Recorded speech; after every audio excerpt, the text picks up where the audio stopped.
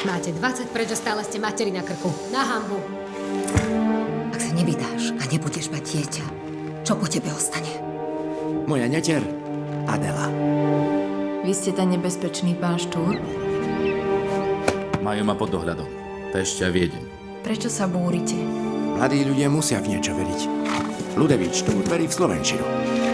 Iba hovorím, že slovenčina je jazyk, nie dialekt. Chýba mu žena, to je to. Mohol by sa oženiť s tebou. Nemá, čo by mojej dcére dal. Nemá dom, postavenie ani budúcnosť.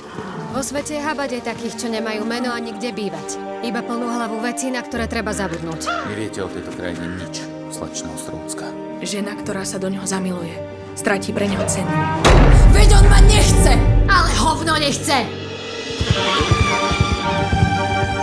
Pokrok sa dá uskutočniť len cez inteligenciu. Pán Štúr. Národ bez jazyka nikdy nevznikne. Žiadame nastolenie spravodlivosti, ale pre všetkých!